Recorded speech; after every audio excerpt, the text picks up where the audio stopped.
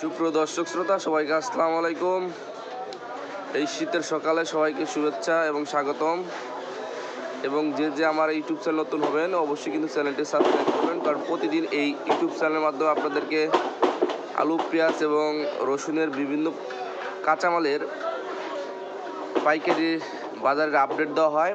আর এবং কোন কোন জায়গা থেকে আপনার ভিডিওটা দেখছেন তা কিন্তু অবশ্যই কমেন্ট করবেন, এবং আপনার বাজার আজকে আলু এবং পেঁয়াজের বাজার কত যাচ্ছে তা কিন্তু অবশ্যই কমেন্ট করে জানাবেন। দর্শক, সম্পূর্ণ ভিডিওটি দেখতে থাকুন এবং আজকের আলু এবং পেঁয়াজের বাজার সম্পর্কে জানতে থাকুন। তো দর্শক, আজকে কিন্তু আলুর বাজার অত্যন্ত বেশি। যে নতুন আলুগুলো দেখতে পাচ্ছেন সেই আলুর বাজার কিন্তু প্রচুর পরিমাণে বেড়ে গেছে। হঠাৎ করে 1-2 দিনের ব্যবধানে কেজি প্রতি প্রায় 8-10 টাকা বেড়ে গেল। নতুন আলুর বাজার আছে কিন্তু অত্যন্ত বেশি। এই নতুন আলুগুলো আছে কিন্তু বিক্রি করা হচ্ছে 60-62 টাকা, যেটা 2 দিন আগেও ছিল কিন্তু 52-53 টাকা। আর সর্বোপরি কথা হচ্ছে যে ইন্ডিয়ান থেকে যে আলু আসার কথা সেটি কিন্তু আসছে না। ইন্ডিয়া থেকে যদি আলু আসতো তাহলে কিন্তু হয়তোবা বাজারটা একটু হলেও নিয়ন্ত্রণে যেত।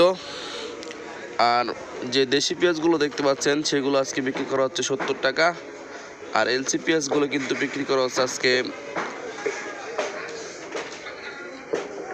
60 টাকা। তো দর্শক, বুঝতেই পারছেন যে আলুর বাজার কিন্তু অত্যন্ত বেশি। পাশাপাশি কিন্তু আজকে আদার বাজার একটু কম। যে আদাটি দেখতে পাচ্ছেন সবচাইতে ভালো মানের আদা, এই আদাগুলো বিক্রি করা হচ্ছে কিন্তু আজকে 75 টাকা থেকে 78 টাকা। আর এই পাশে রয়েছে কিন্তু ভালো মানের চায়না রসুন, সেগুলো কিন্তু আজকে বিক্রি করা হচ্ছে 208 টাকা থেকে 207 টাকা পর্যন্ত। দর্শক, এই হচ্ছে আজকে কাঁচামালের আপডেট।